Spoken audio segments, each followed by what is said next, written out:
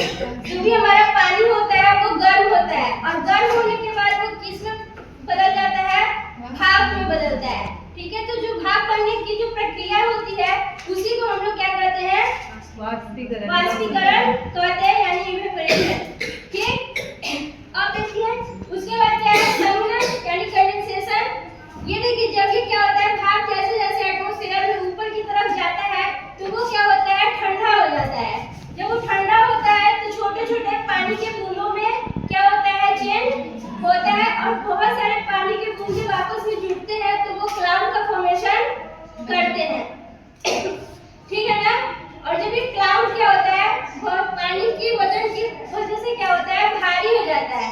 तो जब ये भारी हो जाता है तो फिर क्या होता है, रेन के फॉर्म में वापस से क्या होता है, हमारी पृथ्वी पर आ जाता है। ठीक है, और यहाँ पे देखिए क्या लिखा है, ट्रांसपिरेशन, जिसको हम लोग हिंदी में वाष्पोत्सर्जन कहते हैं। ट्रांसपिरेशन क्या होता है कि जो पेड़ होते हैं उसमें भी वाटर प्रेजेंट होते हैं। ठीक है ना, तो जो वाटर होता है, जो एक्स्ट्रा पानी होता है हमारे पेड़ों में, वो क्या करता है, भाप के फॉर्म में वो अपने पेड़ों से निकालते हैं। तो ये प्रोसेस जो होता है इसको हम लोग ट्रांसपिरेशन कहते हैं।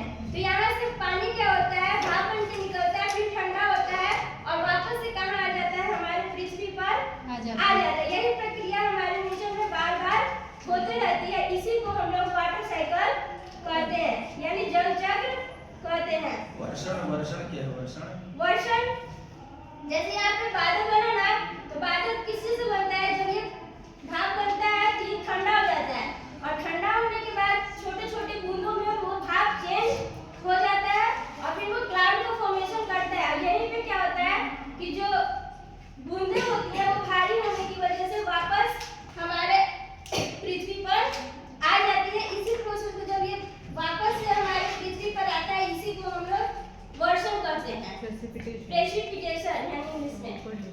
ठीक है,